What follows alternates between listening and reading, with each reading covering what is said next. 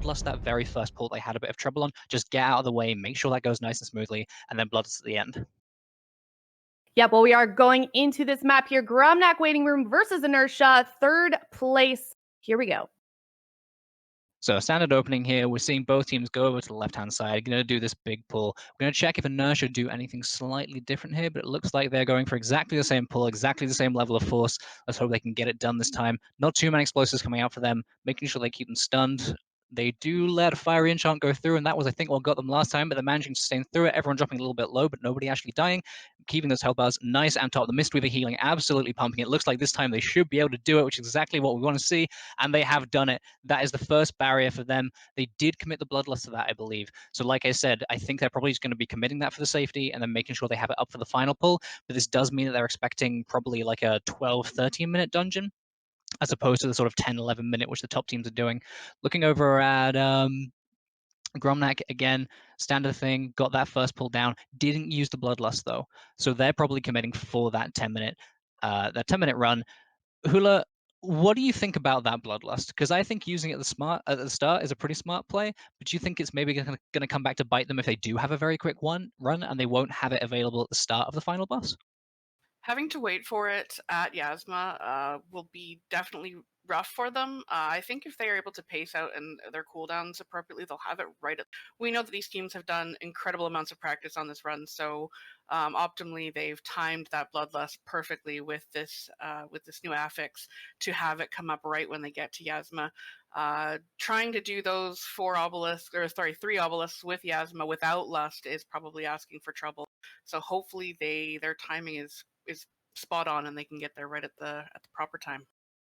Now, something I noticed on the side of Inertia there, they went inside the pillar there and dealt with the Interrupt Spider Queen, but they didn't actually choose to drag it up to Priestess here.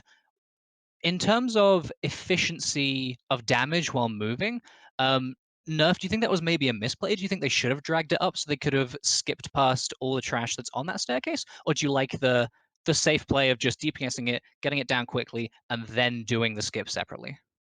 I think DPSing it down is slightly faster so that you don't have to wait for the spider to move all the way because it can be slow while it's casting while you're running. You still have the shadow meld skip, so the shadow meld skip is still safe, but I think killing it fast is slightly faster. I would agree with that. Looking at the trash counts, the team's basically at exactly the same trash count here. Priestess Lunds are slightly higher on the side of Inertia, so they are ever so slightly behind. Now, this is the section which a lot of teams have had, what would be the right word? Horrible, bad RNG with? No, okay, let's say it how it is. They were just terrible at it. And unfortunately, the curse of this specific section seems to have hit on the side of Gromnak. Cast a curse. I'm so sorry, guys. Whatever you do not res in the middle of that fire pit. Please don't stand there. If the flames come out, you're going to be in big trouble. I've never done that. Oh, I've never done that. Of course not. I'm a perfect player. I never make mistakes. And they're going ahead to do the pull without Wolf here. Or did they get the battle res? Like they did get the battle res off, but they started the pull without him. But it seems like they're going okay. They managed to do the snap. No one's fallen off as far as I can tell. Everyone's still there. Razan in a lovely position. I'd honestly consider just jumping straight down. But they need to be careful here on the side of Gromnak. What they've done previously is they've tanked it by this little thing on the edge here, which I still can't find the word for. But instead of tanking it in the middle by this pillar where they've got a hard line of sight, where they can, as Mock's doing now, they can get right behind it, make sure they don't get feared. A couple of the team members managing to do that as well and not have to deal with that mechanic. Although they don't seem to be pulling anything into it yet. They're probably going to run off and grab some birds now. But when you're playing with these DKs, you need to be giving them something to funnel into the boss with. They need to spread their play, get their diseases out, and then start Scourge striking onto the single target and cleaving on. And we do see them pulling Skyscreamers in, as we now see Inertia pulling Rezan. Yeah, both of them did not play the Dynamancer in the middle, like we saw Method EU do. So they're going to go for a bigger Sard pull after Razan, and that pull is going to be a bit risky with how many explosives are going to go off. So we'll have to see how these teams handle that after they kill Razan here. We are working on the delay, guys, behind the screen. We realize that we're a little bit behind, and hopefully we can get that sorted out shortly. But for now, our two teams are going to be taking down Rezan, or maybe they've already taken it down. We have no way of knowing. We're going to try and fix that as soon as possible. But I'm pretty sure at this point, the boss is probably going to be around 20% HP. I'm catching up. I'm pretty sure it is around 20% HP for Gromnak now, and they're just about to finish. So moving forward, what we're going to be looking for is this big pull in the middle. They're going to be going for the right-hand side towards Volkal. They're going to be grabbing those 2 Skyscreamer packs. They're going to be... I think they've already done the dinos. Or have they not done the dinos yet? I didn't quite catch it on the side of Gromnak. They're probably going to be pulling either the dinos or the 2 Skyscreamer packs, and they're going to snap it. And again, they need to be careful not to fall off. They need to make sure they're handling those explosives because you can't CC those dinos. So if they do have those available to kill, which I'm pretty sure they do. Yes, they do. If they do decide to pull those in, they will not be able to stun them. Although it seems like they're just going to skip them. They're going to go for the snap. Will they pull anything extra? Or are they just going to go with this? They are going to go with this for now, making sure to deal with all those explosive orbs. They had very good RNG on that. We've seen in series before where explosive orbs have just absolutely destroyed teams. Yeah, they can kill the Saurons fast enough. They won't get too many explosives. They did snap to a closer spot, so if they did get explosives, the team could get there in time. And just cleaning up the skyscraper so they don't have to get the extra kicks on the fears. So they have the interrupts for the witch doctors going into this pool. Now, it looks like Inertia are going to be doing something very similar. And if I remember correctly, this was a pull that they struggled on. Okay, so it seems what they've chosen to do this time is split this pull up slightly. So before, if you remember when they did this at Tal, they would pull this pack and then they'd run forward in the direction they're about to go to. They'd take those 2 sword packs and they just did one big snap. And I think it was just because Trell was having to run so far ahead that Fu wasn't able to be in range of him and wasn't able to heal him. But now we can see that all stacked up. They're all in the right place. Everyone's getting healed. This is a lovely little correction. And that's kind of what I was talking about before we started this match, is it's these slight adjustments. You don't necessarily have to do anything huge. Just switching the bloodlust timing, just maybe pulling one extra mob away and just taking it out of the pack to make it less dangerous. And you can already see that Inertia are just 20 times more consistent by making those slight changes, but Gromnak are ahead. So it might be a case of later on they have to try. I'm just trying to think what they could even do to try and catch up the time. I mean, they don't have any extra lieutenants they can do on the bus. I think they're just going to have to try and play good. They're just going to have to maybe pray a little bit that Gromnak isn't as consistent. But Gromnak are on Volkar. They're in the second phase now.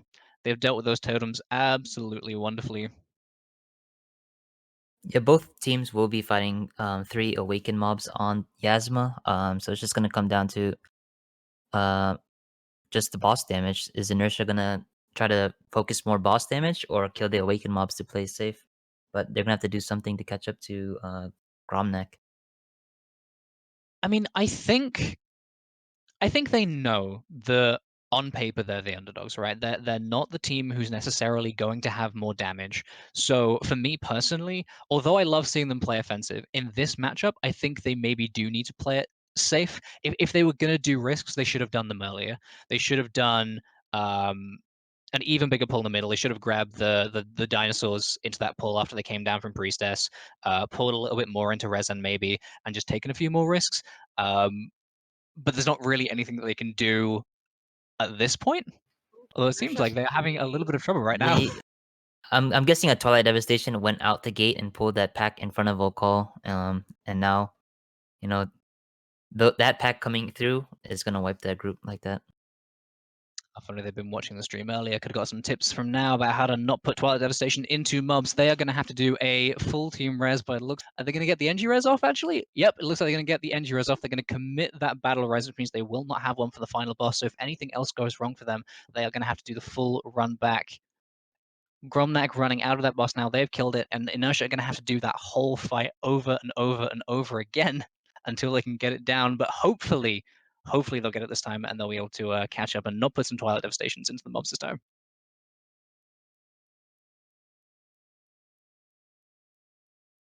So we do see Gromnak running up to the final boss now. As we said earlier, they're going to have 3 lieutenants, I believe. It was the interrupt one that they killed, if I remember correctly. I'm pretty sure both teams did that at the beginning for the skip. They're taking their time getting up the staircase, making sure they do it nice and safely. They know that they're ahead. They don't have to panic on this. And they're just going to take all the time they need to set up, make sure everyone's got full mana, full cooldowns, get in the right position, make sure this goes well. They've got the Bloodlust for that as well. They've got a combat res up in 10 seconds. They're in a very, very good position. Yeah, and we're gonna see them focus their damage on Samrak the Beckoner, so they don't get as many fears, and then they'll work on the tank buster here. So they're gonna use all of their CDs and make sure that Samrak goes down, and Zamok healing them up with Way of the Crane and Bloodlust, making sure to drop the Soul Flays out of the raid. Having And this is a Sorry, go ahead. I was going to say the thing about this pull as well is that it's not just about the offensive CDs. You know, we always talk about the damage and how much damage the damage dealers are doing. And Hula, you'll probably notice as well, for a pull like this, there's a lot of coordination the healer needs to do about calling defensives, about managing their CDs, and I think we can agree that the Zmonk's doing an excellent job of keeping everybody top. Absolutely, especially with Urgroth, the Breaker of Heroes, not being the focus target there because the fear is just a little bit, potentially bad RNG to run into a spider and have some. Having the Skewer from Yasma as well as Spirit Breaker, that's a lot of tank damage as well as the AoE damage going on to the entire group there that Zmok has to deal with. And Way of the Crane is just such a powerful, healing ability, but managing Life Cocoon as well as the tank's own defensives as well as trinkets, what he can do, his mitigation, they're going to be communicating really really well on when to use what, and they don't want to overlap anything because if you do, that's a death. Definitely, we do see Inertia managing to get Volkal just about down now, but they are at this point just too far behind, I think. Although it does seem like Gromnak are having a little bit of spatial issues with those spiders. Going to have to play it very, very safely. Make sure they don't get hit by any of those. And that's the thing about this boss. And pulling the blood lieutenant on this boss as well. There's a lot of space denial, right? You've got two things that you need to interrupt if you don't kill the spider. They chose to do that though. You've got you've got the tank mob, sorry, which does the big circle on the ground, which you need to move out of. You've got the spiders. You've got so many things limiting your movement or just forcing you to move in very weird ways that this boss can go south very, very quickly. They do a very good job of this, making it nice and stable. Perhaps they're going to do something a little different. I'm just trying to think. Like, I mean, sure, second boss room. Yep, they could do a lot of AOE there. First boss room, they can do a lot of stuff. The bridge, if they just go for the whole bridge, sure. I mean, I'd love to see them do that, but Yep. Well, we are loading into the dungeon here. This is going to be match point for Gromnak. This is again to determine third place versus Inertia. Here we go. Take it away. so the very first thing that we're going to be seeing from these teams here is getting to that gong as quickly as possible. They want to start up that boss role play so they don't have to be standing there sitting for too long. Size get potions committed. You've got your shrouds being committed as well, making sure everyone can get there. One of the advantages of the Druid healer in this dungeon is that they are very mobile compared to the Paladins, who tend to be a little bit slow. But luckily, they have those rows they can send them ahead. Typically, in this room, we see absolutely huge pulls. Now, again, Inertia have been very flip-flop. They've gone from being insanely aggressive to insanely passive to kind of this mid-ground now. I'm intrigued to see if they're going to do everything.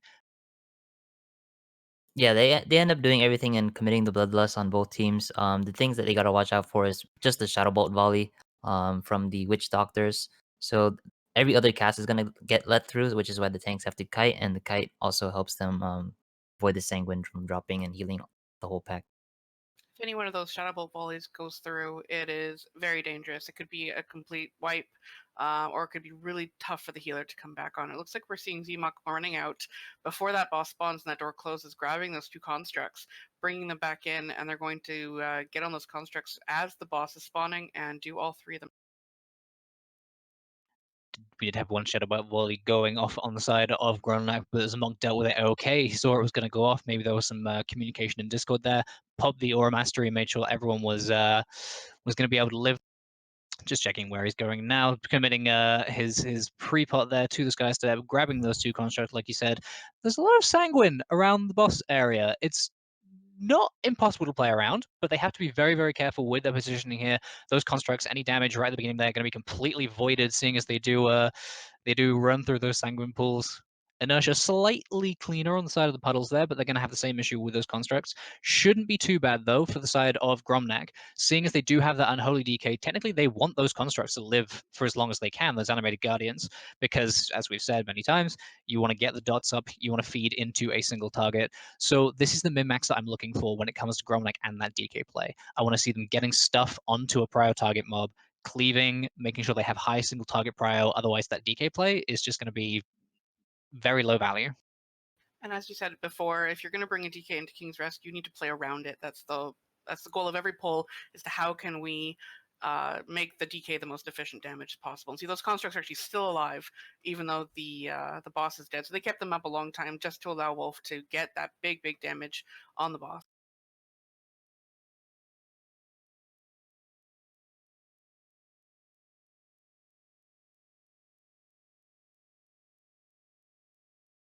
We do see Zamak running out to grab the other two constructs while the rest of the team goes into the gauntlet and begins that. And Zamak is going to get feared by the minions of Zul. He's not going to be using his bubble here. And he's just pulling these constructs into the rest of his team while they clear up the gauntlet. So it's efficient for trash count, so you don't have to pull more trash later. Looks like we're seeing Inertia do something very, very similar on their side. Pretty much a mirror strategy coming out now. Going to be going through into the gauntlet. And this is one of those sections where we're just going to be looking at the gameplay. We're going to be looking at the damage, looking at the raw numbers. There's not really a lot you can do aside from grabbing those guardians and those minions of Zulin to actually min-max what you're doing in that section. It's all time gated. You just have to play around the game one pack at a time. And we will just be looking at how well they execute this section and how they cope with all that sanguini, which appears to be basically everywhere in the room now. Yeah, there's definitely a lot of sanguine, and some of these mob packs have some ground effects as well, so you have to be aware of that. And they will on the side of Gromnak, they do have that grip to deal with the channel lightning. So the first channel lightning, at least, they don't have to run out and lose the damage during that. So hopefully they can get it down before the second. Otherwise, they don't have, or they might have the hunter knock as well. But they do have that benefit there, and looks like they are getting through that one cleanly. And then on the tournament realm, which is excellent, is the, as opposed to live, the spawn order of these packs is static. So you always get the same order of the spawn mobs as opposed to random on the. We had 2 deaths on the side of Inertia there while they were doing the gauntlet. It looks like Trell went down first and they got a battle res up, and then Drastic uh, died after Trell died. So there's a bit of a misstep there as the constructs were coming in, but Drastic has released and come back now. So we'll see if they can catch up to Gromnak waiting room here. Now, once we're done with the school, we'll have a pretty good idea of roughly where the teams are. They look pretty similar, but we do have those deaths to consider. But HP-wise, it looks like they're pretty much the same point, apart from the real min-maxing of this dungeon is going to come in the later half, especially with their choices with the next mob they pull. So there is one of those animated guardians that's on the bridge, and killing this is going to allow you to have essentially a respawn point later in the dungeon. We've seen teams choose not to use this and not to kill that mob, and then they've had to run all the way through if somebody dies and they don't have the combat res. And I'm very curious to know if they're gonna play a little bit more safely or if they're just gonna play to win. I think both teams will be planning on skipping that construct in the middle of the bridge there. I think it's always, you always plan to win and never plan to play for failure. So I think killing that is a huge chunk of time gone. So they'll probably skip for sure. Well, we will see very quickly. Alternatively, they could go in here and use one of the awakened lieutenants. It seems like they're not planning on doing that. We have seen previously in King's Rest some hairy situations on the last boss with those lieutenants, so it wouldn't surprise me if maybe on the side of Inertia, we see them play it a little bit more safely and use one of those lieutenant pillars. If not the one in front of them, then one of the two later on.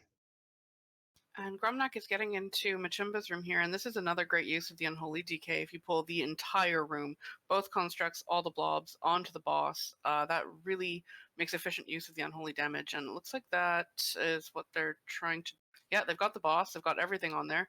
So they're just going to let Wolf do what he does and put out some big damage, and the boss is going to take a large chunk before those ads all die. So this is the pull I was talking about on the side of Gromnak, pulling all of those mobs into the boss, getting that efficient DK cleave. Although right now, it seems like Ashan's doing most of the legwork at this point, maybe taking a little bit too much damage away from the DK. But Machimba did get stuck in a Sanguine pool for a second there, so all of that funnel damage that he just got in appears to have pretty much been removed just by a slightly unfortunate positioning. Inertia doing exactly what I thought they might do, playing it a little bit safer, basically saying, okay, you know what? We don't want to have that danger later on. We're going to take Samurai out of the pool here. We're just going to have one less thing to deal with, especially considering they don't have the Mistweaver for the revival and all of that. We do have Ashan 2 going down on the deaths. side of Yeah, Gromnak. 2 deaths on the side of Gromnak. So Shine and Swag both going down during the Machimba encounter. Yeah, it looked like they had an Entomb cast go off, and they were not able to get the players out of the tombs there fast.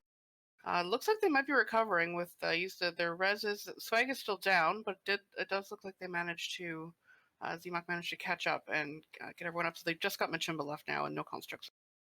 So they are stable at this point. Machimba has 65% HP at this point for them. That is a lot of health to chunk through without one of your DPS. At this point, it's hard to tell. I think it might be quicker just to redo, just to go again. But this is what Inertia need. This is where they've been playing a little bit steady, and this is where it's going to pay off for them. Just playing slow and steady wins the race. Just making sure that they live and they do all the mechanics like they should do, and that they can get through the dungeon with as few mistakes as possible. And at this point in the fight, there's not much damage coming out from Machimba. There's the Drain Fluids, which is single target damage and leaves a debuff that needs to be healed off, which is pretty easy to go through with personal defensives and paladins. So you're going to see Zmok here and Fupa on the side of Inertia doing a lot of damage to the boss. They're going to be popping their cooldowns offensively, probably using trinkets for damage. We saw Zmok with Manifesto pop that. So at this point, there's not a lot to watch out for. It's going to be interesting to see if they bother to bait the Burn Corruption to try to get that out of the way so that the melee don't have to move, but it doesn't look like they are. Looks like they're just going to go for it, and they should be getting it down right now. It's an interesting thing that you pick up there on the healer damage. That Zmok is doing about probably close to double the damage that the Foop is doing, and he needs to, especially when they have a DPS down. He's just gonna have to basically fill in the missing damage that should have been done by Swag. So he's doing an excellent job there of making sure his team is in the best position to keep the lead that they have. But at this point, Inertia closing the gap. They're really not that far behind. They've only got what is it, like 20% ish left on the Machimba now. So they are definitely in a very good position to be catching up. One more mistake like that from Gromnak, and I think Inertia are going to be in a very good position to actually clearly take a solid lead. Yeah, typically in healing a dungeon like this on a Holy Paladin, you have your 2 big cooldowns, which are Holy Avenger and Wings. And the standard approach to healing a dungeon is you separate those cooldowns as opposed to raid where you use them together, just so you have a cooldown basically up for every single pack.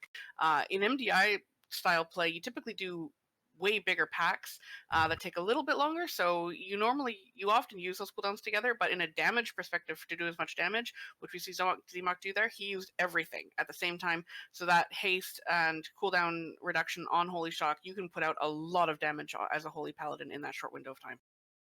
I definitely think in the MDI, we're so used to at this point just seeing the green healer class and talking about where the crane and spinning crane, and the paladins really don't get enough love. Like when you pop both of the wings and the Holy Avenger together, unless somebody gets one shot, they can't really die as well. Like your Holy Shock and your Crusader reset is just getting Holy Shock crit after crit after crit. It's an absolutely insane amount of healing. With Devout Spirit as well, you can get crits on your flash heals, and Zamok putting that to very good use right there, keeping Ashan topped. If he goes down, like I say, this is going to be a very bad situation for them. They do have a combat res, but they don't want to commit it at this point, because if something goes wrong on trash, you kind of want to hold it for a boss. It's way more impactful dying on a boss than it is dying on trash.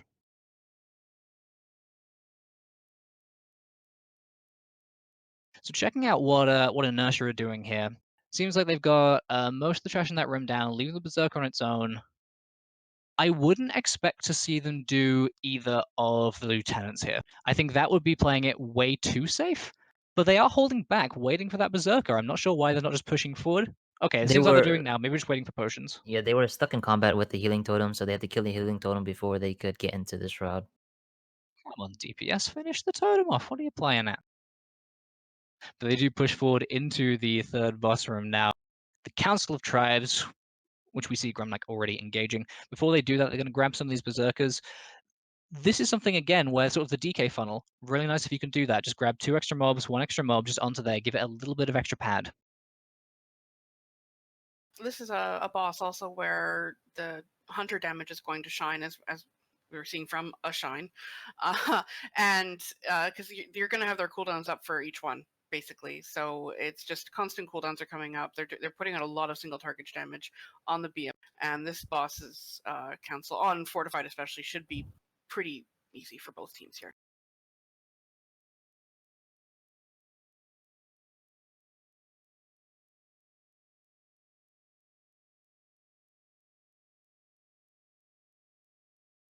We're just refreshing some streams because we are getting a little bit behind again with our casting, so we do apologize while we catch up. You guys Okay, just wanna pretty hold on sure. for a minute. You Pretty good? sure we are back now. All right, welcome back, buddy. Thank you, thank you. We are still on the Council of Tribes. Finishing off what I believe, I couldn't quite see because I was refreshing, but I think it may be the third boss for Gromnak. And the second for Inertia, if I can read the boss names. Yeah, that is correct. And then both teams will be looking to do a double pull with 3 berserkers after this, and then they will skip all the way to Shadow of Zul. I think the important part here is the difference in time at this point is Inertia chose to play that Awaken mob, which I believe was Samrak the Beckoner. So they do not have that for the last boss with King Dazar. So we'll see if Gromnak Waiting Room can handle all 4 Awaken mobs on the last boss. And if they do, then this game should be theirs to win here. I think earlier in the That tournament is a we've very seen- risky play. Yeah, we've seen some big wipes actually on King Dazar with the 4 obelisks earlier in the tournament. So it'll be interesting to see if they are able to pull that off. It's a risky move, but if you can do it, it's big reward. Also, another little tidbit, as I mentioned before, with those trash packs after the Serpent boss on the tournament realm as opposed to live, the tribal, the council boss, the order that they spawn is also static on the tournament realm, so it makes it really nice to be able to plan cooldowns, to know when to pot, when to use your cooldowns on those bosses. The first one with the axes is typically the more difficult of the 3, so being able to have cooldowns up for that one specifically is a good play and something that the teams will figure out in practice.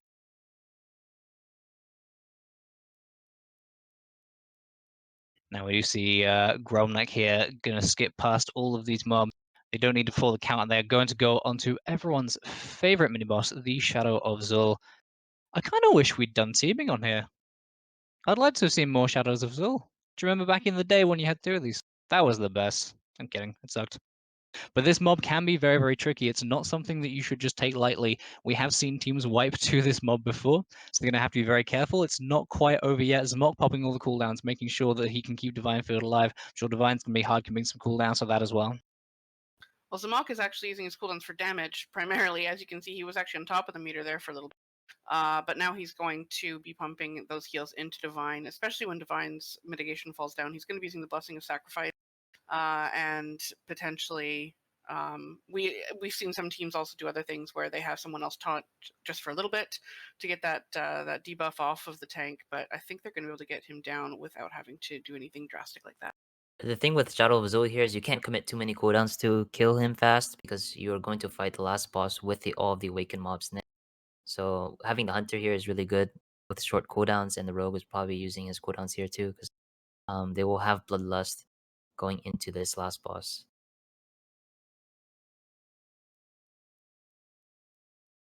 Both So teams now approaching the final boss. Sorry, go on.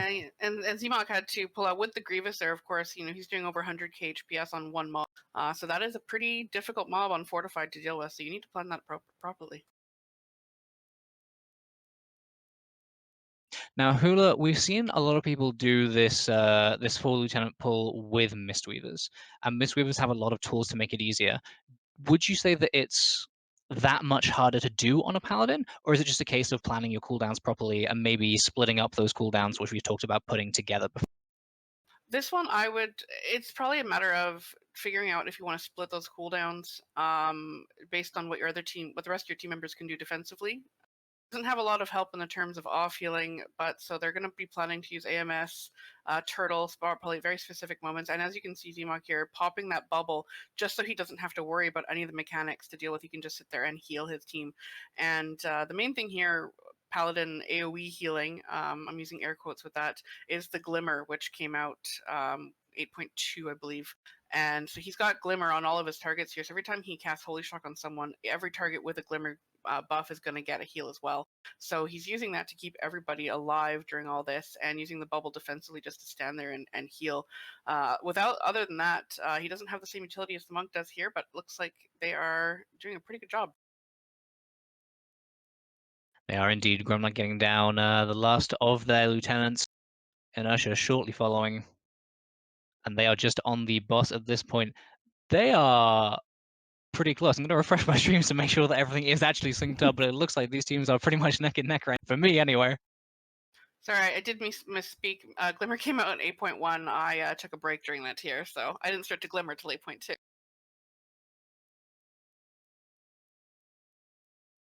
It is just going to be a race to kill King Dazar at this point. Inertia played it a little bit safer by killing Raban first, so they didn't have that Raptor leaping around, but Gromnak chose to just focus on the boss damage. So they are looking to be slightly ahead here. They definitely are. This is going to be down to the wire at this point. It's just about how much single target damage can they pump out on that final boss. And this is where Inertia's comp might give them that edge, and why I was sort of erring away from the Unholy DK play. Just that raw single target damage difference is absolutely huge. We're going to be seeing the bosses go down. We're going to be able to look at those final split times now. We're going to be able to confirm who has the... And Inertia does get the boss down before Gromnak. And I believe they do have the win. So it's an Inertia win? Look I at the believe final so. times. Yes. All right. That is the scariest pull in this dungeon, the first kind of half of Raw with all of those adds up. And if they can pull out the damage and pull out the defenses to get through that, it's smooth sailing from there. Yeah, well, we are loading up into the dungeon here. Again, this is match point for both of these teams. Gromnak Waiting Room versus Inertia. Let's see who gets third place here. And we do see already, as we've started going, we have Inertia pulling mobs into the boss, getting as much of that efficient cleave, and this is basically going to be the name of the game, getting as much of that efficient cleave damage into the boss as possible. Healers being offensive as possible. That's one of the big things about Holy Paladins. They do an absolute metric ton of damage when you let, but they do have to commit their cooldowns to it.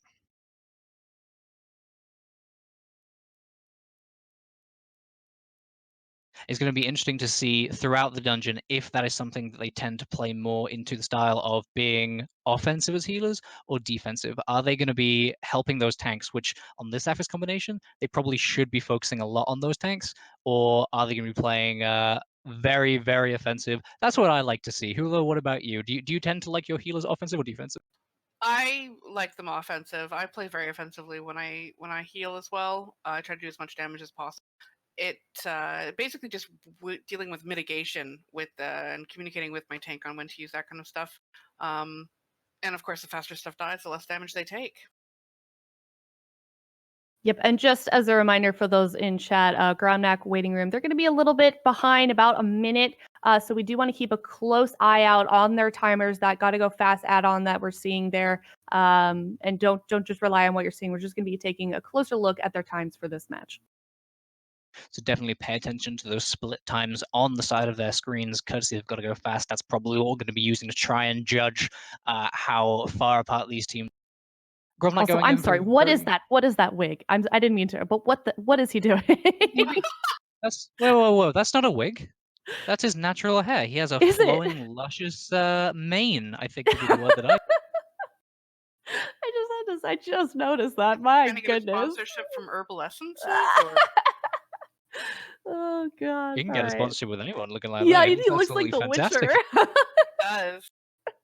It's beautiful. It's glorious. Anyways, So go we- ahead. Sorry, I'm so distracted by this gorgeous hair. was gonna say it's got me too. Moving on to where are we at now? Inertia, pulling onto Soulbound Goliath. I cannot stop looking at that. Beautiful. Moving on to Soulbound Goliath, doing a pretty standard pull here. I don't think they grab the pack in the corner, so they're not grabbing as much as they can do. But this is causing them a lot of difficulty. Trail going down, Undead going down, before they can get the combat res out. This is probably going to be a full team wipe here, and this is not what they want. They maybe just went a little too big.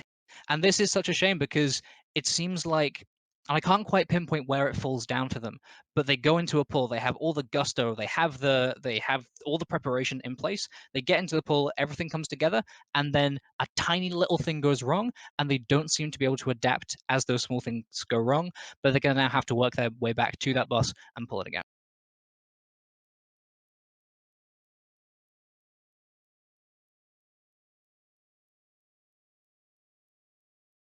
So Hula, when you were looking at that, did you catch whether it was more of a, like, I don't want to say a direct healing issue, but was it just that Trell was pulling all those mobs, getting those necrotic stacks on him before he went into the boss, and so when the boss just hit him, he just didn't have enough HP to survive the initial hit? I didn't quite catch what happened. It did look like his necrotic was just stacked too high, and he probably just didn't get that dwarf racial off in time before he took a couple of hits from the boss there, which just brought him down. You don't want to use the bop here because you've got the raw pull coming up, and it won't be back up in time. So you depend on the dwarf racial as well as just external healing and external cooldown beyond the bop to get through that. And it was just a lot of necrotic stacks on him. It definitely was. On the side of Gromnak, it seems like Divine has gone down to a very similar situation. Ashen going swag, woof, smog. That luscious hair is not helping keep everybody alive, unfortunately. They're going to have exactly the same situation that the Inertia just had. Would you say they're in a hairy situation? I would not say that, because that is probably the worst joke that I've heard this entire tournament.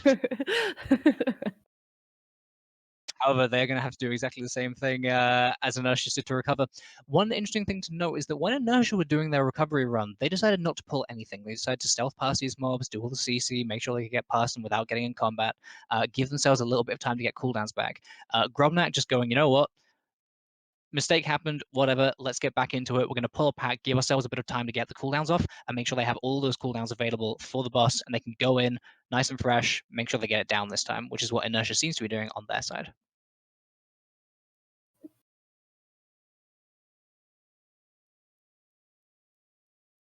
So Nerf, looking ahead for Inertia, they're coming up to that big Rolls Room pull. It's an absolutely huge pull.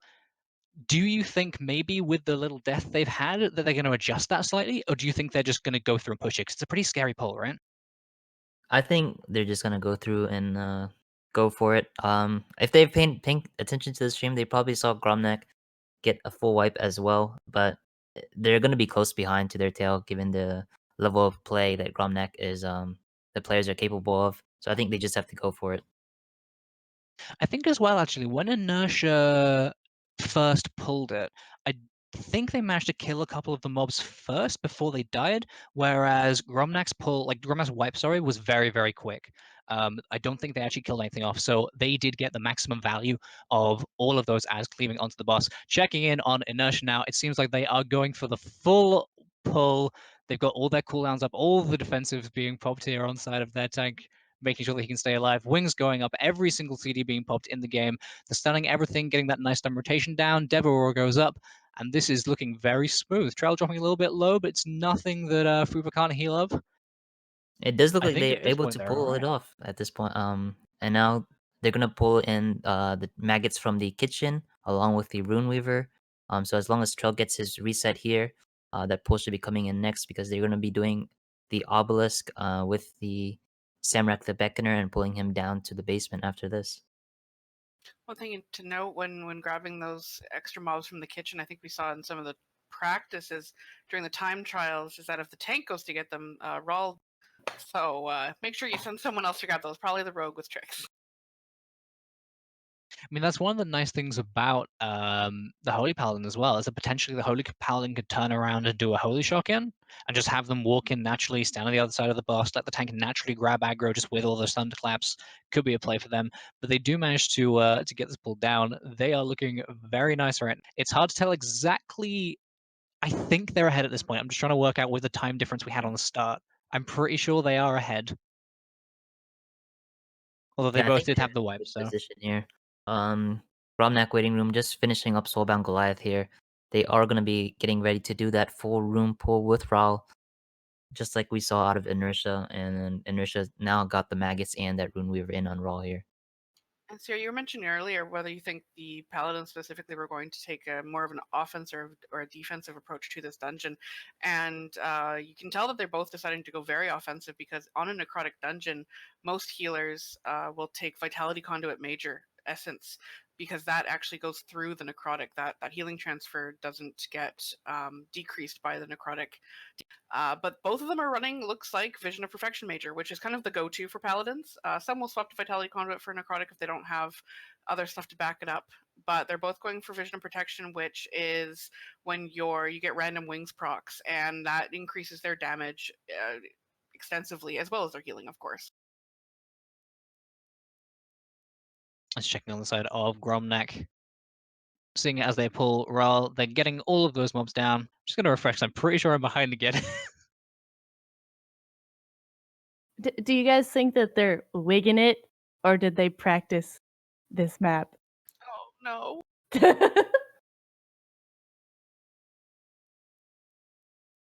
I was saving that one for next time. Sarah had to refresh. Have you been saving that one? I've literally Has it just been been hard to sitting keep here everyone in? thinking about hair puns. If you want to interrupt at any point with hair puns, feel free. That is totally Alright. fine on the KSM cast. Alright. We are totally cool with that. Okay. Inertia going down into Lord and Lady Waycustom with Gromnak still on rather gluttonous, just about to get him down, and they are going to do what we've just seen Inertia do. I would imagine they're probably going to do the same trick with the Awakened Pillar skip. I don't think that's anything they're going to change. Well, they could do. Again, we've seen teams do crazier things where they just pull as many lieutenants as possible on the last boss. There's not a huge amount of stuff that you can pull onto that last boss apart from the small guys on the way down. And again, with the Unholy DK Cleave, they have a choice. They can either go for a few ads on there, or they can go for a couple of extra lieutenants. So looks like they're Gromnak going to did be have saving a their bloodlust there as well. They did have a death on Raul there. Swag did go down, but they battle rust him back up, and they're going to do that awaken mob and drag him down into the basement. So it does look like Inertia is ahead by about 20 seconds, comparing Raw kill times here. But that isn't a huge amount of time when you think about it. Like 20 seconds isn't really the big gap that they're hoping for if they want to take down Gromnak. They're going to have to widen that gap. They're going to have to play extremely consistently. They're going to have to make sure they don't have any of these small mistakes we've seen. And that's kind of what I've noticed with Inertia, is that it's not that they're doing the wrong things. They go for it. They do the setups in the right way. One tiny slip up happens, and then it just dominoes with everybody else in the group. Yeah, it's gonna come down to that last boss. They're gonna pull all the Gloom Horrors with the Awakened mobs onto Goraktol, and if they can pull it off, this match should go to Inertia here. But it's gonna be a very dangerous pull. But they should have all their cooldowns going into it. They will have the Blessing of Protection and Strength of the Warden Major, so that Chell will have the immunity to the necrotic stacks for a few seconds and have a stone form. And the Gloom Horrors are actually pretty dangerous mobs. They jump to the furthest target away, but looks as long as the healer stands out, basically, especially if he's got divine, he can bubble and just stand out, have all the Gloom Horrors jump to him, and just have immune that damage while they get damaged down by the AoE cleave here. Now we do see Inertia doing their final boss pull here, getting all of those lieutenants on, aside from the one they killed earlier. We're going to be looking for... We do see Fu stand away with his Divine Shield in case the Gloom Horrors jump. If they jump to him, he will be immune to it. But it looks like they are able to get all the Gloom Horrors down, and Trell is dropping very low here, and they are able to get the Tank Buster down, but Draz does go down here as well. Hopefully they are able to stabilize the pull here. They get a battle res off, and they should be able to clean this up and just fight Goraktol. But remember, once they have killed this boss, there is that slight difference we had on the start time, so we are going to wait to confirm to make sure that we give Gromnak and that beautiful, beautiful, luscious hair a chance to catch up on the stream and make sure that we can do this nice and fairly. Although at this point, like you say, it seems like Inertia pretty much got this in the bag in terms of killing this boss. They're just going to sail through. It's just the boss at this point. There's nothing else they have to worry about. Just play it nice and clean, play it safely. They don't need to, do anything crazy. Just play to live at this point. Right, we'll be paying close attention here to the kill timers. Gromnak getting ready to do that last boss with all the Gloom Horrors. They are line of sighting so that the Gloom Horrors jump on one of their players that can immune it first, and then they go into the boss here.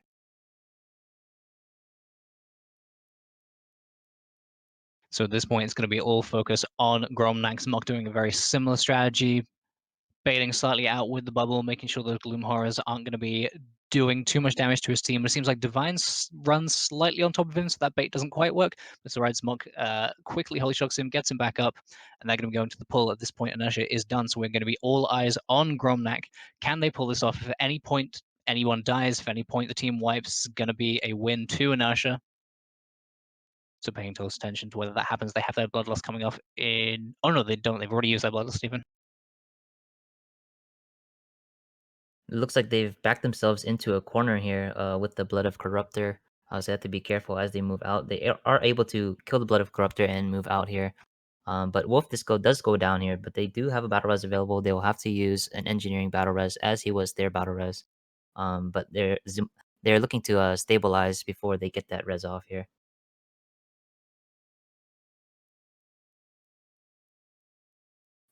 This is one of those fringe situations. It definitely is. I'm going to watch them very closely as they go to get the boss down. I'm just trying to check the time because I think it was OV I have from 1346 food. for Inertia. Yeah, So at this 1347 point, for Inertia. So I don't I do think not that. think Gromnak will be able to get this No. in time. Yep. So it looks like that is going to be a win for Inertia. That is a 2-1. Congratulations to those guys. They are going to be in third place.